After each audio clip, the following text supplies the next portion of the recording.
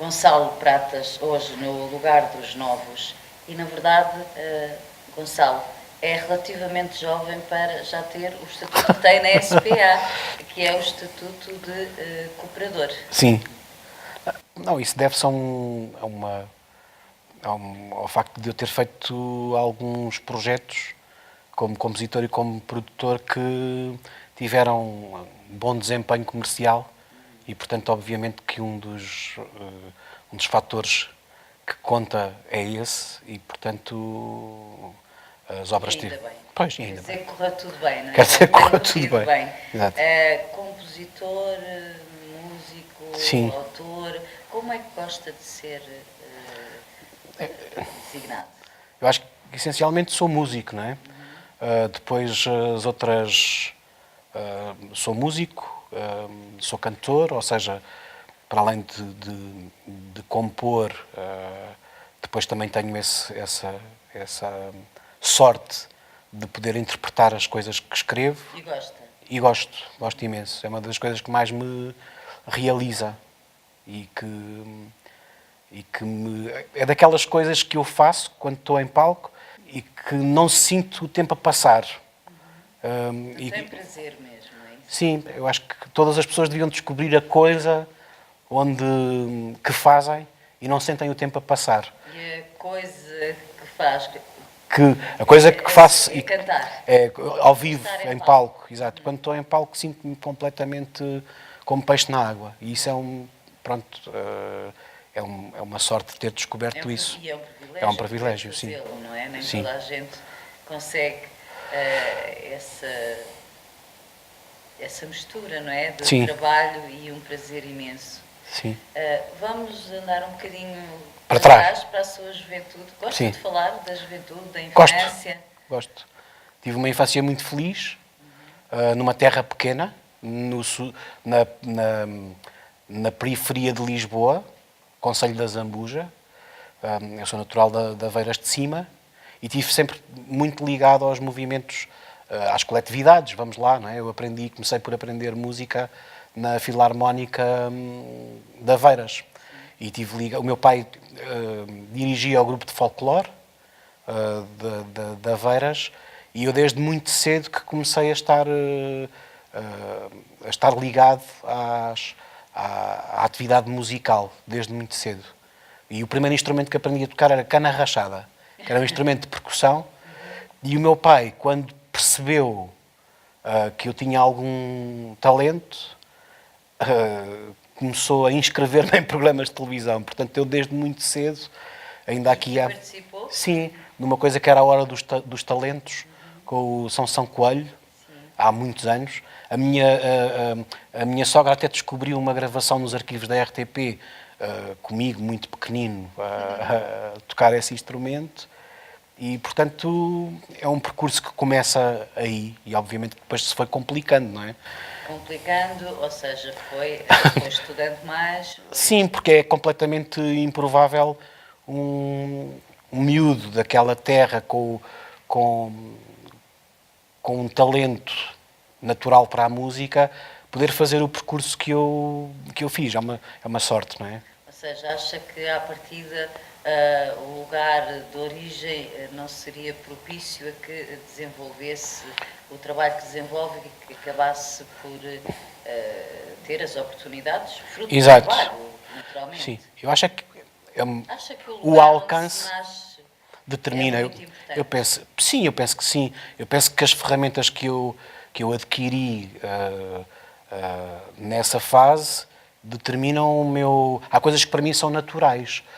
Por exemplo, no processo de orquestrar, eu lembro-me que havia imensos colegas meus que não conseguiam... Ou seja, tinham uma ideia teórica da instrumentação, não é? Em termos de orquestração. E para mim, toda a ligação que tive à Filarmónica, para mim era tudo muito orgânico, saber como é que funcionavam os metais, as madeiras.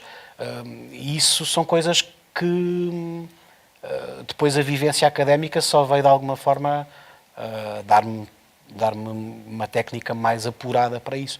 Porque às vezes eu faço arranjos sem sem pensar. É tipo... É uma coisa inata. É completamente natural. E depois qual foi o seu percurso? Falou há pouco. Eu depois fiz um curso profissional, mais ligado à área tecnológica e acabei por me especializar um bocadinho nisso, ou seja, fiz o curso de áudio da Orquestra Metropolitana de Lisboa e portanto, tive sempre alguma curiosidade pela parte mais tecnológica, a parte da produção, da gravação. E acabei por fazer formação musical em paralelo com a formação de produção. Portanto, é completamente autónomo, pode fazer tudo sozinho, porque compõe, domina a vertente tecnológica, interpreta, toca. é, exatamente.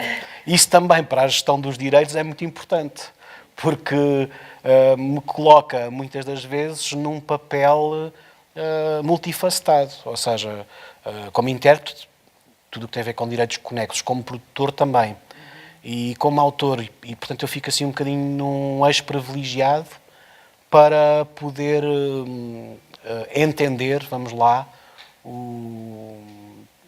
todos os quadrantes do direito de autor. E isso ou seja, do ponto de vista da gestão do próprio percurso, é muito importante. Sou consultado muitas vezes por colegas meus para desembrulhar alguns problemas. Ou seja, isso quer dizer que, acumulando todas essas facetas, também tem experiência como gestor de direitos de autor que muitas pessoas não têm, porque são ou só isto, ou só compositores, ou só intérpretes.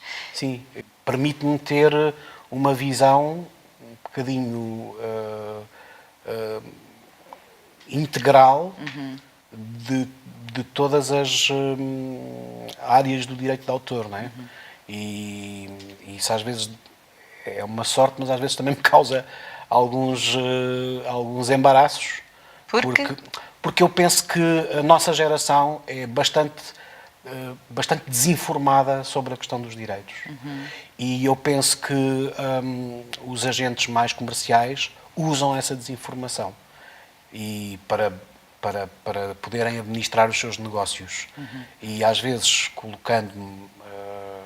O que está a dizer, Gonçalo Pratas, é que é preciso ter atenção particular ao direito de autor, não é? Sim, em todas as suas... Informar-se, as pessoas devem informar-se sobre os seus direitos, a forma como podem geri-los, porque é um mundo, por vezes, um pouco... É muito denso, é muita informação e eu penso que aí a SPA tem um papel fundamental. E penso que nos últimos anos o Departamento Jurídico tem feito um trabalho brutal, porque é um ponto de apoio muito importante e nem sempre nós, autores, sabemos que ele está cá disponível para nos apoiar. E é bom também passar essa mensagem de que temos um Departamento Jurídico excelente. A propósito de Sociedade Portuguesa de Autores, casa onde estamos e da qual acabou de falar, e antes de avançarmos na conversa, o Gonçalo Pratas recebeu um prémio justamente da Sociedade Portuguesa de Autores, se não estou em erro, em 2011. 2012. Que prémio foi esse? Foi um prémio que eu recebi em parceria com a Inês Pupo, escritora, e com o Pedro Brito, ilustrador, que foi o prémio de melhor livro infanto-juvenil. Do ano anterior, do ano anterior, exatamente. E pronto, foi um prémio muito importante porque de alguma forma nos posicionou. Deu-vos mais visibilidade, sim, é isso? Foi mesmo muito importante. E também eu penso que essas coisas depois ajudam a nortear um bocadinho os nossos percursos, porque nós acabamos por sentir que o que estamos a fazer faz sentido e que chega ao outro lado, que chega ao público e que a imprensa especializada também está atenta e divulga, não é? E que valoriza o que fazemos, não é? Era um projeto de livro com áudio, não é? É uma coisa que caracteriza os meus projetos e da Inês Pupo, Sim. que são essa vertente mais multimédia. São livros com CD. A Inês, como escritora, é autora de poesia para a infância e não só.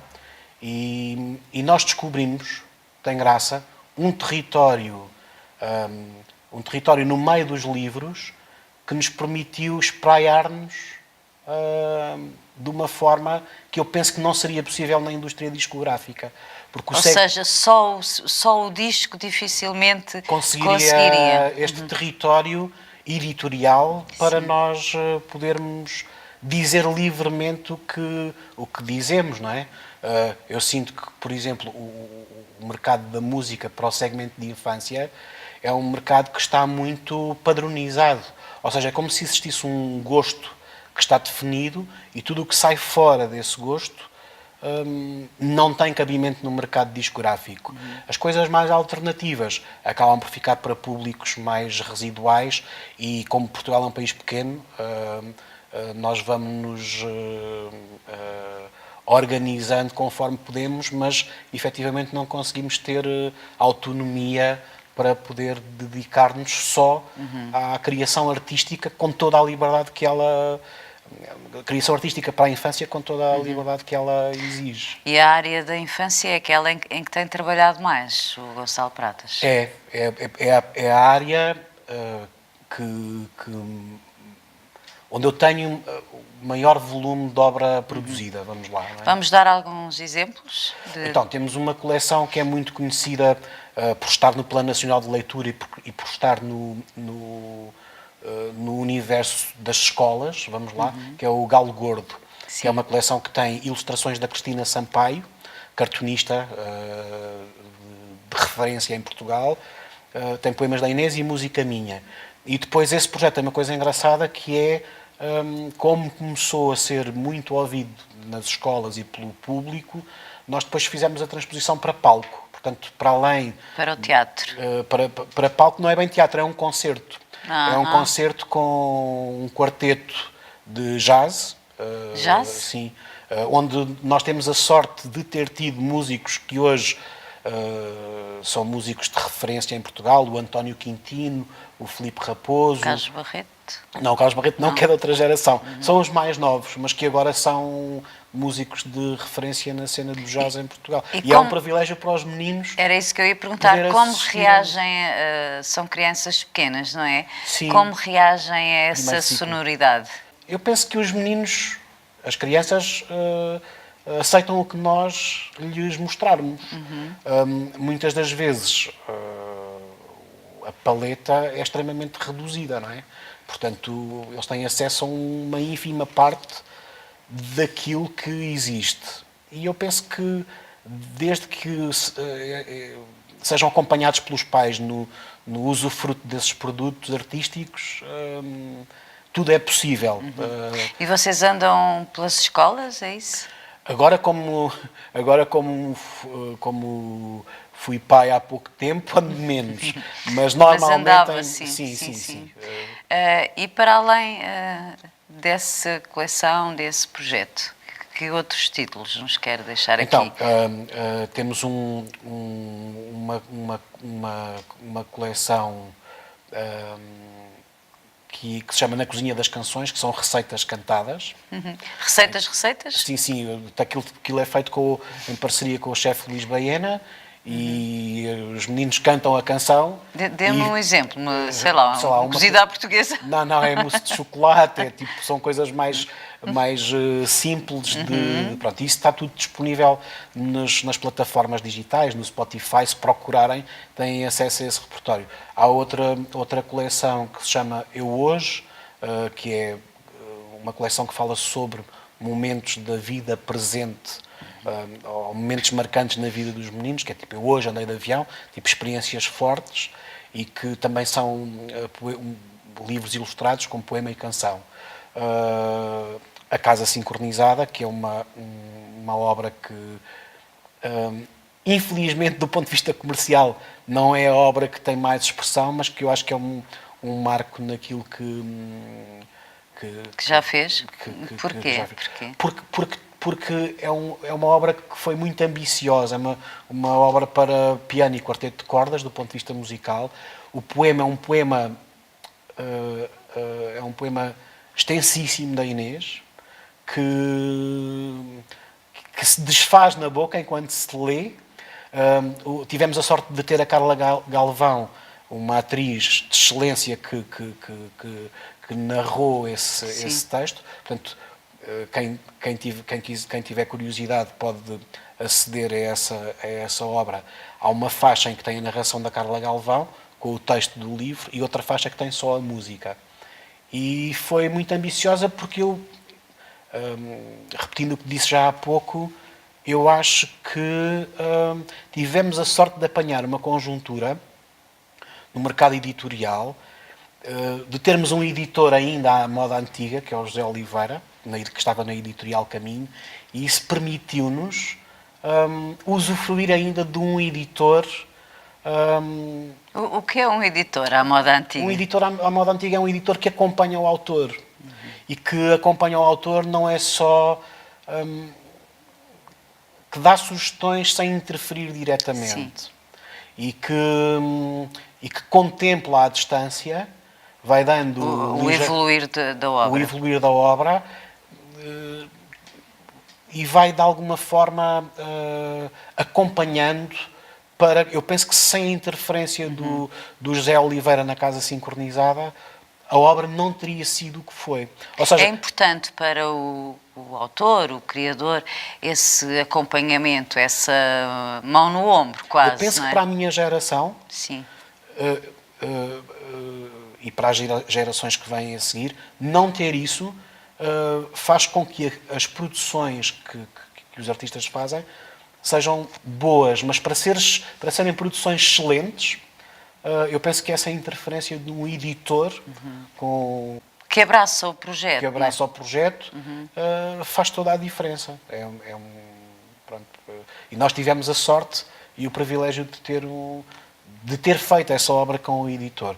E incursões fora do universo infantil e infanto-juvenil? Pois, isso agora é um espaço que eu tenho feito algumas bandas sonoras para cinema, para os filmes do João Pupo.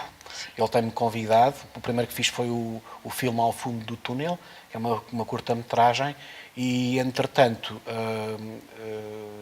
o ano passado fiz também a banda sonora para um filme, uma curta-metragem também, que se chama Por Tua Testemunha, baseado num conto do Manuel da Fonseca, que foi uma experiência muito forte, muito interessante, sim. O que é que ainda não fez e que está aí com muita vontade de fazer? Bom, entretanto... Assim, o sonho maior, não é? Sim, eu acho que o que já aconteceu até aqui é só para agradecer, não é? Porque é fantástico poder ter tido a sorte de já ter materializado tanta obra. Mas eu tive um apoio da SPA para fazer o meu primeiro disco de autor. E basicamente esse projeto é o projeto que eu tenho vindo a adiar e que, pronto, felizmente agora está praticamente materializado. E estou em fase de misturas. Já se pode ouvir um single que se chama Não Estás a Ouvir, e que já foi lançado nas plataformas digitais, e que eu espero que ainda durante o segundo trimestre deste ano que lançar o álbum. Mas que características tem esse álbum? Isso é uma boa pergunta. Para já foi uma experiência que eu quis fazer sozinho. Ou seja, eu gravei as guitarras todas.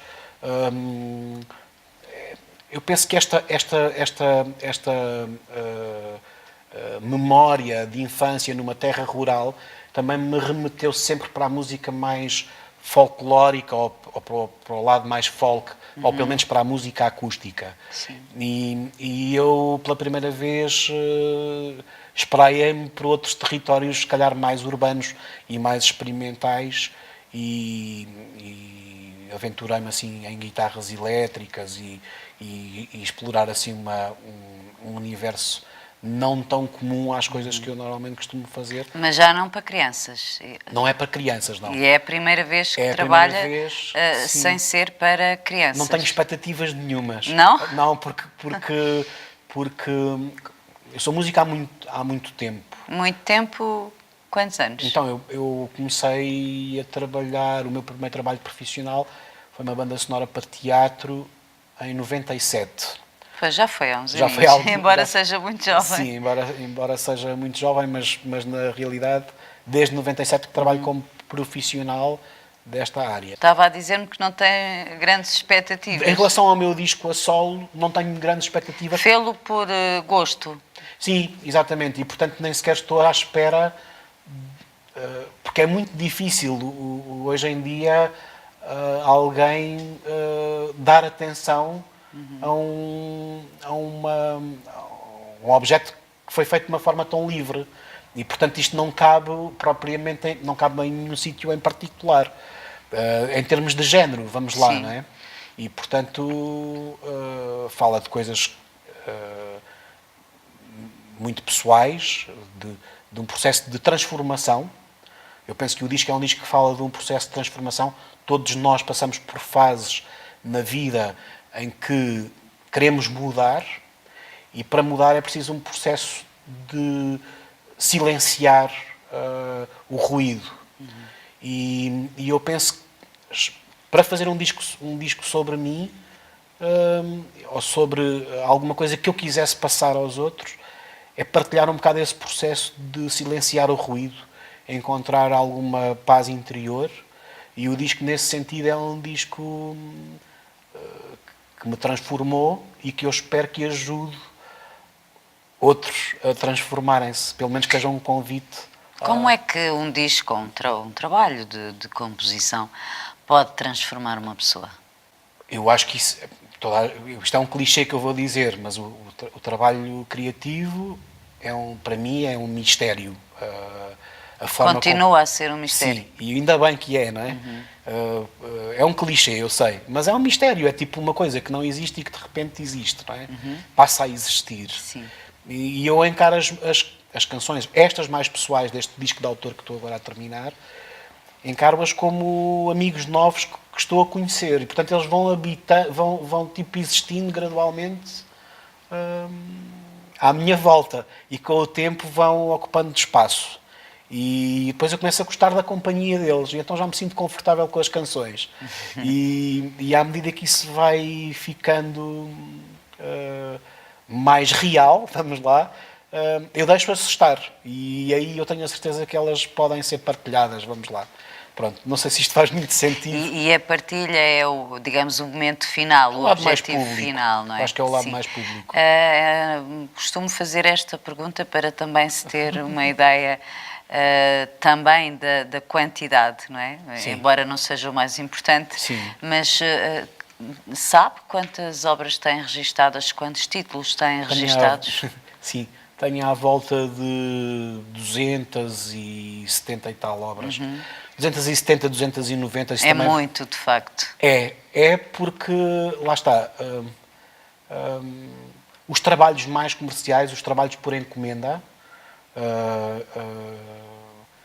foram pautando... Foi tendo essa Exato. possibilidade. E é muito importante, não é? Embora a palavra encomenda por vezes possa parecer um pouco pesada, menor, não é? Sim. Mas é importante para os autores terem...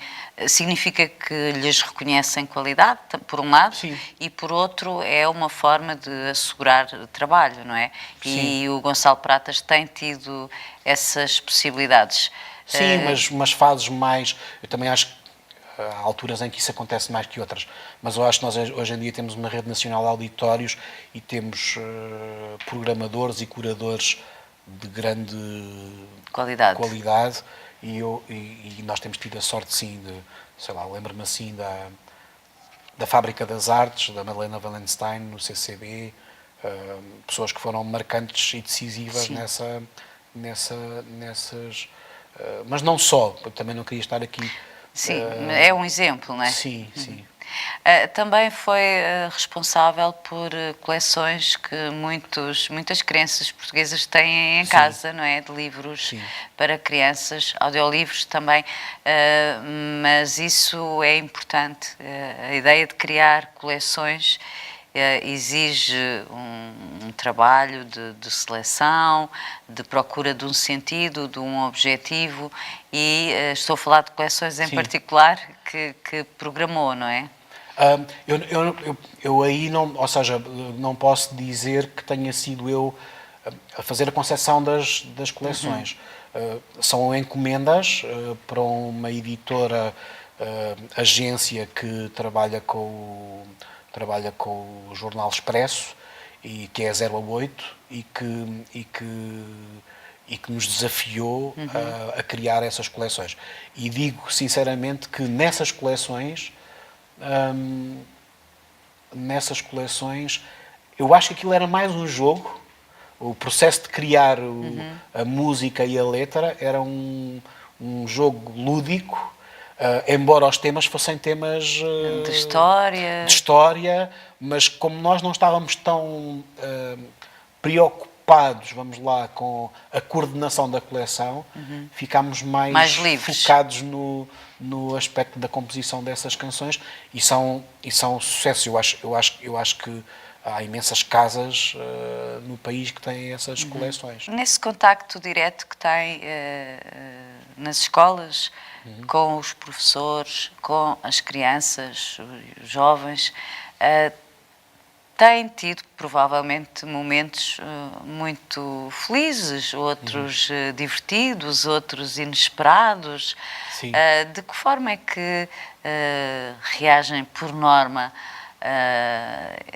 reage por norma esse público que é um público particularmente exigente, ao contrário do que possamos imaginar ou do que por vezes se pensa.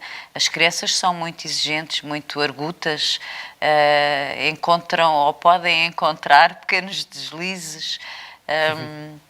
É uma experiência, imagino eu, bastante rica e enriquecedora.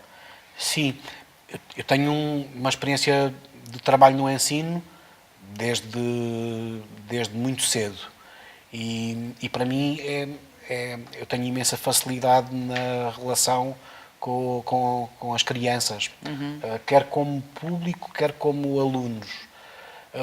Embora eu nunca me tenha apresentado como professor de música, não é? Mas também ensina.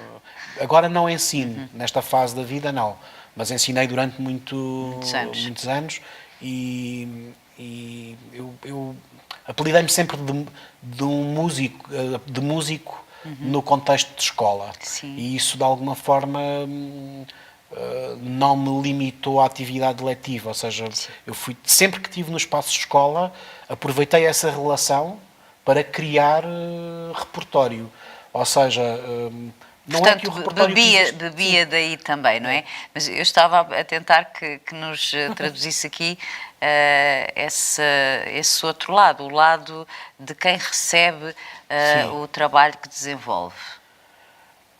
Eu acho, e aí eu acho que o trabalho da Inês Pupo é determinante, porque a parte, vamos lá, literária é dela. Ela tem uma capacidade de falar dos assuntos que dizem respeito às crianças, como eu raramente encontro. E, portanto, nós temos, obviamente, reações de grande envolvimento afetivo por parte das crianças. Sei lá, estou-me a lembrar que há duas canções assim marcantes. Uma que é o Bom Dia, que foi uma encomenda que eu fiz à Inês, e que está relacionada com aquelas coisas simples que as crianças já sabem fazer, e tipo atar os sapatos, não é? E que, as pequenas vitórias. As pequenas vitórias. E eu acho que a Inês tem essa capacidade de saber traduzir para a poesia essas coisas da realidade, e dar-lhe uma dimensão poética. É uma coisa que é muito difícil e pela qual eu tenho imensa admiração. Depois, o meu trabalho de composição em cima dos poemas da Inês é um acrescente, vamos lá, mas é uma coisa que nós fazemos com muita facilidade. E, portanto, as crianças revêem-se, né, Completamente. nesses textos e nessa Sim, nessa alguns música. têm um caráter cómico e até um bocado nonsense, não é? Porque de repente há imagens que são um bocadinho fora do baralho, não é? E que não são muito lógicas. E nós habituámos-nos a isso também com o Zé Jorge Letria, que foi o primeiro autor de poesia que nós musicámos, com um livro que é o Busca-Polos. Sim, também muito importante Também no muito vosso importante percurso, no nosso percurso. não é? Foi o primeiro e foi a oportunidade que nós tivemos de poder materializar um disco. Hoje é mais fácil gravar-se discos. Na altura, em 2002, ainda não era assim tão fácil e tivemos essa oportunidade, sim. Portanto, esse foi o primeiro. Foi o primeiro, foi. Bom, e com o primeiro chegamos ao fim desta conversa com Gonçalo Pratas, que nos traçou aqui, enfim, em pouco tempo, mas o percurso de uns bons anos de trabalho, de grande empenhamento, sobretudo de trabalho, como se percebeu, dirigido às crianças e aos jovens, na música, com palavras, não é? São muito importantes as palavras e essa conjugação tem permitido levar o seu trabalho a todo o país, não é? Porque Sim, estar... e a Austrália, porque depois de repente temos esses convites do Instituto Camões, pronto, entretanto temos 2 músicas nossas publicadas pela Putumayo World Music, é uma editora americana, de repente a obra ganha assim uma dimensão também internacional e isso também tem graça. E é extraordinário, Sim. não é? E é uma boa forma de terminar. Agora sim, Gonçalo Pratas, muito obrigada. Muito obrigado.